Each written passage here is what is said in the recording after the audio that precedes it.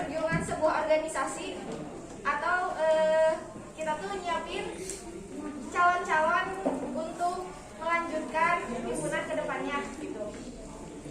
Terus tujuannya untuk agar jelasnya gerak dalam proses masukkan mahasiswa baru menjadi anggota serta pengurus himpunan mahasiswa sistem informasi dengan titik fokus pada rekrutmen anggota, pelatihan, pembinaan dan evaluasi kader, dan juga menjaga kekeluargaan. Udah itu aja kalau untuk penjelasannya, cukup singkat. Terima kasih.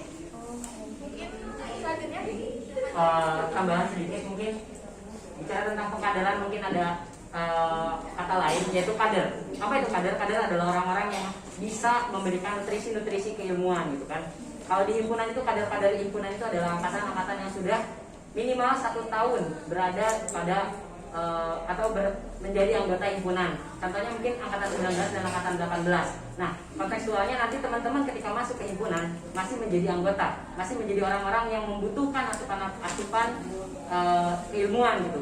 Dari mana dapatnya? Itu dari kader. Nah, jadi sekarang mengapa diadakannya divisi pengkaderan ini? Ini divisi baru ya, Teh? Ini divisi baru. Bagaimana kebutuhan teman-teman pada awalnya mungkin kegiatan itu masih belum terorganisir. Seperti Haberma ini. Nah, Haberma ini adalah kegiatan yang dihandle oleh anak-anak dari divisi pengkaderan gitu. Sekarang mungkin lanjut ke sesi tanya jawab. Apakah ada yang ingin ditanyakan agar saya bermanfaat di sini? Ya, sebelumnya hadirnya maaf ada beberapa dulu saya minta yang bertanya jangan hanya orang itu aja gitu. Ya. Coba yang bertanya jangan itu aja. Coba yang apa aja. saya tunjuk suruh bertanya. Tunjuk aja. Ceweknya sebelumnya saya mau kasih tahu dulu ya. Kita itu di sini sebagai pengkoordinasi buku monitoring. Jadi kelulusan kalian itu mulai sampai ketiga. Silakan tunjukkan keaktifannya. Terima kasih. Buku mentoring ini juga hal baru ya, hal baru di himpunan. Jadi mungkin teman-teman nanti kalau memang ada jalan ataupun kesalahan ataupun yang ada yang ingin ditambahkan, mungkin silakan bisa diusulkan gitu kan. Soalnya nanti juga teman-teman yang akan merekrut orang-orang baru. Gimana, ada yang ingin ditanyakan? Silakan. Assalamualaikum warahmatullahi wabarakatuh. Waalaikumsalam. Nama saya Dinda Destianti. Siapa? Dinda Destianti. Angkatan Dinda Destianti. Dibuka aja maskernya. Nama saya Dinda Destianti. Tapi kita nggak kembar. Dari kelas 20 SI. Nah, pertanyaan saya, kan karena ini divisi baru ya, Teh ya. Tapi udah ada program belum? Terus kerja divisi ini seperti apa gitu? Oke. Mau langsung dijawab atau langsung dijawab aja ya biar nggak lupa. Nah, programnya itu sebenarnya dari dulu juga programnya itu udah banyak gitu. Tapi apa? Tapi karena memang belum ada divisi ini, jadi program-program dulu itu tidak terlalu terorganisir. Nah, sekarang karena memang girohnya memang dibutuhkan gitulah pengkaderan ini, jadi diadakannya divisi ini. Nah, untuk programnya itu adalah Haberma. Haberma itu salah satu program dari divisi pengkaderan, anak rekrutmen kan. Dan kami juga berkolaborasi dengan divisi lain gitu. Soalnya memang kontekstualnya divisi pengkaderan ini kayak tadi itu ada keilmuan untuk teman-teman sebagai anggota kan. Nutrisi keilmuan teman-teman harus kami pantau juga kan, problematika juga harus kami pantau kan dalam keanggotaan dan kader. Nah, itu kami collab dengan divisi lain. Salah satunya apa? Salah satunya Dispora, kegiatan menjalin silaturahmi. Karena apa? Pengkaderan ini juga ada yang namanya itu kekeluargaannya. Itu masuk ke Dispora. Ada juga keilmuannya. Keilmuannya itu kami berkolaborasi dengan SDM. Dan juga Haberma ini, kegiatan Haberma ini juga berkolaborasi dengan divisi pengabdian kan. Jadi itu tugas utamanya itu memantau teman-teman agar tidak disorientasi bahwa di himpunan itu harus apa gitu. Kader-kader itu tugasnya apa, anggota itu tugasnya apa gitu. Jadi itu. Ada Ada yang ditanyakan kembali? Siap. Assalamualaikum warahmatullahi wabarakatuh. Waalaikumsalam. Kalau saya dikasih dari kelas 20A, itu bertanya, tapi masuk konteks perkantor ya. Jadi tanya aja. Ya, nggak apa-apa. Kan mahasiswa sistem informasi itu banyak ya yang kita tahu ada sekitar 100 lebih perangkatannya.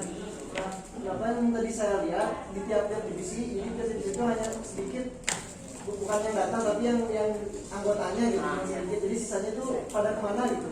Iya. Cukup berarti ya. Nah, begini, berbicara tentang ego pribadi gitu kan. Berarti ini berbicara tentang ego pribadi ketika ada sebagian orang yang memang punya keperluan tertentu gitu kan. Gara-garanya nggak bisa ke sini kan. Ya begitu. Itu orang-orang memang kebanyakan ya punya apa ya? Kesibukan pribadi gitu. Jadi yang hadir hari ini adalah orang-orang yang fleksibel pada hari ini. Gitu. Bukan maksudnya gini, jadi kan yang hadir tadi cuma 3, yang di PowerPoint-nya ada 4, bukan masalah yang nggak hadir, tapi kenapa di divisi itu tuh yang semua mahasiswa sistem informasi itu masuk ke tiap divisi kan? Tidak seluruh mahasiswa itu kebagian masuk divisi kan gitu. Oh iya. Itu maksudnya. Teman-teman yang ikutan Haberma hari ini, hari ini dari awal sampai akhir itu punya standar bisa masuk himpunan. Soalnya memang kegiatan Haberma ini memang ditujukan untuk kaderisasi kan, seperti itu. Jadi orang yang memang nantinya masuk itu orang-orang yang fleksibel, karena saya kan tadi memang fleksibel. Ketika teman-teman memang tidak bisa karena ada kesibukan lain, misalkan kerja, mungkin kan percuma juga kita kasih mereka tanggung jawab, tapi nantinya susah juga kan, kasihan. Jadi kita kasih pilihan. Memang kalau yang udah ikutan Haberma, kita kasih pilihan mau masuk apa tidak gitu kan, untuk orang yang kerja. Kalau orang-orang reguler biasanya diwajibkan atau pasti masuk ke divisi tadi gitu. Tapi kalau orang yang nantinya delegasi ke BEM, DPM itu juga masuk ke divisi, tapi apa, tidak bisa masuk ke BPH, sekretaris, bendahara, wakil, dan penghimpunan itu nggak bisa merangkap jabatan. Boleh? Jadi mungkin gini ya, kenapa manusia SDM SI itu banyak, tapi yang masuk itu sedikit. Ini kenapa juga kita ngadain divisi PSDM ini pada tahun sekarang, karena kader-kader yang mau masuk itu banyak. Kalau dari angkatan aku sendiri, SI reguler itu hanya 20 orang, dan sekarang tersisa 18 orang. Kalau dari 1924. cuman gitu, jadi benar kalian tuh 2 kali lipat dari angkatan kita. Makanya kita, iya kayak gitu. Makanya kita kenapa bikin PSDM ini? Maksudnya itu kita nggak mau gagal ngedidik kalian yang sebanyak itu, sayang. Pasti ada seleksi alam.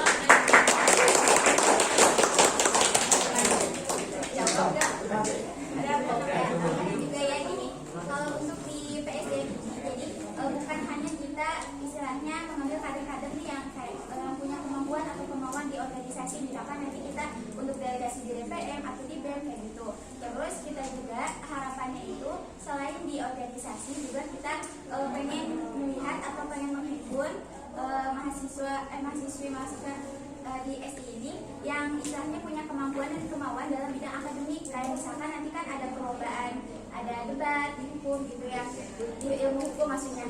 Terus untuk lomba MIPA kayak gitu. Nah kita itu pengen istilahnya menghimpun gitu, jadi mereka tuh dikasih pelatihan lebih atau gimana, pengennya harapannya seperti itu. Mudah-mudahan dari tim PSDM ini, dari divisi PSDM ini ya mampu gitu, maksudnya nanti mungkin ada kerjasama sama SDM kayak gitu. Jadi nanti ketika ada perlombaan atau apa, kita gak usah nyari-nyari lagi, tinggal nyomotan lah di sana gitu. Soalnya kan kalau misalkan nanti untuk delegasi DPM atau BEM itu nanti suka susah, ada yang mau tapi takut kayak gitu kan. Jadi kalau misalkan kita udah punya nih bibit-bibit unggul, nah nanti kita tinggal ngambil, tinggal mendelegasikan seperti itu. Gimana? Ada yang ditanyakan kembali? Mau nanya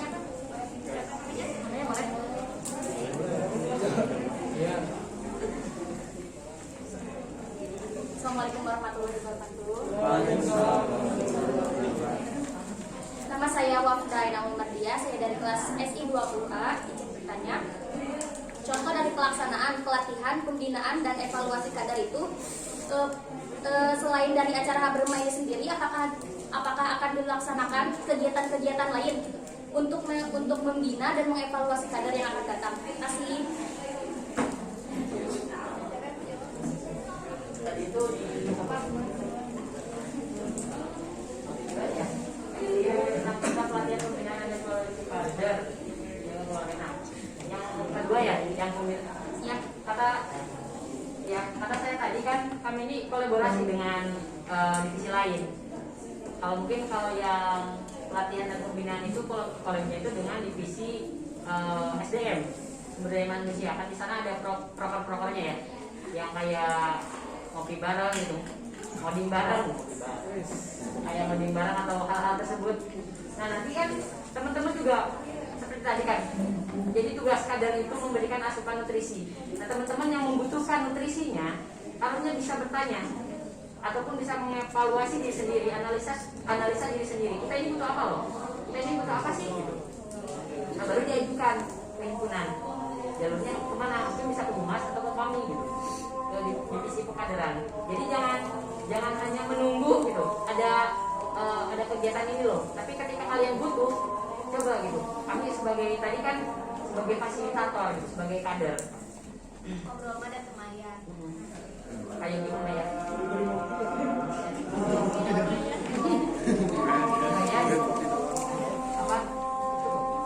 Apa salah? Apa ada tuh? Nggak, maksud aku teh kayak apa sih? Kayak ada kegiatan pelatihan lagi ke depannya atau pembinaan lagi kayak gimana gitu selain dari hasil main sendiri. Selain ngopi bareng. Ya, tadi itu kan saya bilang kan, kalau memang teman-teman ada kebutuhan, ada bikin suatu acara nih, coba pengen dari kaderisasi aku pengen bikin nih misalkan camping, tapi campingnya tuh ada di dalamnya tentang pelatihan, misalkan pelatihan namanya jangan di mana gitu ya, kalian lanjut aja sama kita kalau emang itu cocok sama apa tujuan kaderisasi, silakan aja kita buat bareng-bareng untuk kedepannya. Untuk saat ini sih program kerja kita seperti yang Yogi jelasin, tapi buat kedepannya ketika kalian punya keinginan kita obrolin dulu, ketika emang kita bisa nggak nih, kita mampu nggak melaksanainnya, ayo bareng-barengan. Oh, udah ya, ada lagi ya.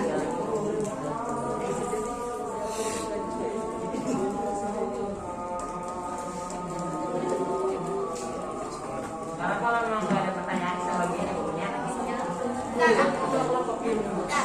Aku mau kasih sedikit wejangan ya sama kalian.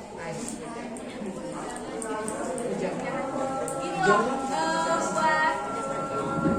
buat kalian semua, silakan melihat kita itu di himpunan sebagai divisi yang amat penting untuk mahasiswa baru. Tapi kalian lihat diri kita di sini, nggak ada yang besar, ngerti nggak? Jadi untuk kedepannya, ketika kalian berorganisasi, jangan pernah membedakan gender, jangan pernah menilai fisik dan apapun. Yang terpenting itu adalah tanggung jawab. Aku sebagai ketua pelaksana Haberma dengan kondisi yang seperti ini, tapi aku merasa aku punya tanggung jawab, aku bisa, gitu. Jadi buat kalian jangan takut buat ngelakuin sesuatu, coba dulu aja, gitu. Jangan pernah menilai diri sendiri kayak kira orang mau orang mah nggak boleh kayak gitu, kalian udah mahasiswa soalnya ya. Aku titip itu aja, jadi terus disulit keberanian kalian, keinginan kalian, apalagi untuk membangun himpunan itu harus udah dibentuk dari sekarang. Kalian harus sudah punya planning nih, kayaknya kalau angkatan kalian nanti di himpunan mau ABCD udah harus mulai di list. Titip itu aja ya.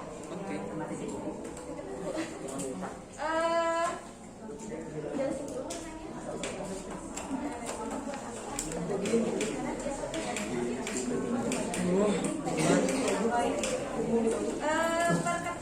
kelompok 1 siapa? Berapa pertanyaan? Yang ikutan aja. Ini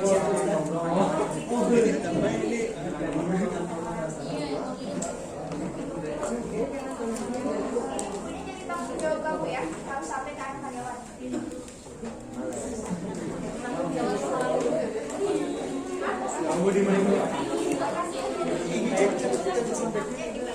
Kelompok 2.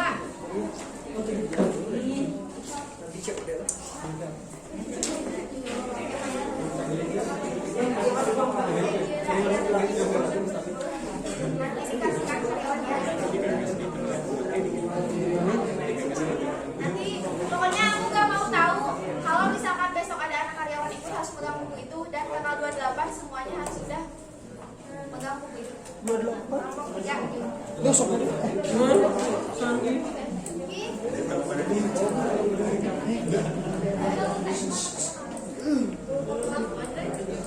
Kelompok 3. Berapa anggotanya?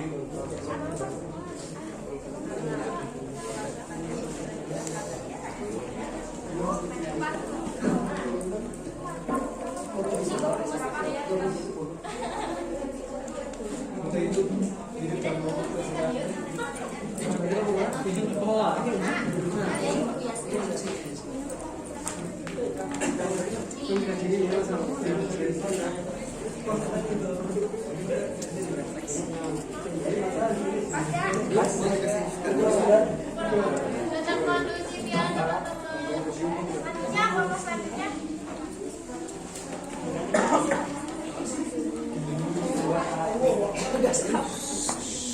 Tanpa bicara tuh.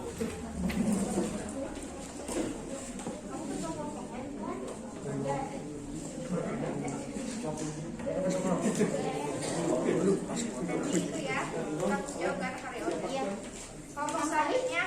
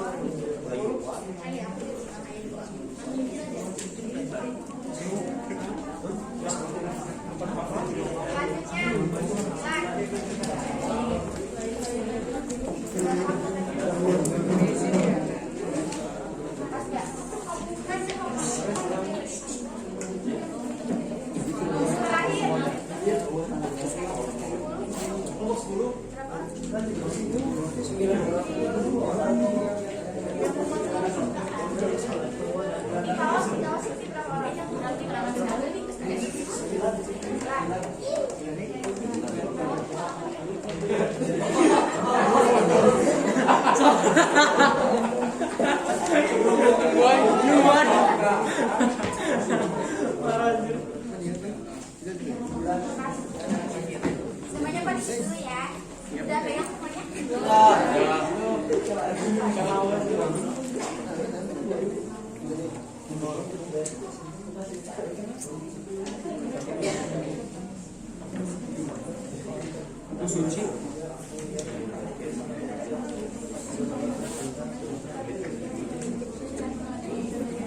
ya, dengar ya. Ini namanya buku monitoring, bukan mengenang 40 hari ya. Monitoring H12 2020. Sini bisa lihat, ini biodata diri. Biodata diri di sini kalian isi masing-masing. Nah, kemudian nanti di sini pakai foto kalian masing-masing. Tapi atributnya fotonya pakai atribut yang dia. Pakai atribut. Terus kelihatan beli gelang kan nanti sama gelangnya juga. Udah juga gelang kan guys. Nah, pokoknya ukurannya di sini ada 2 kali 3.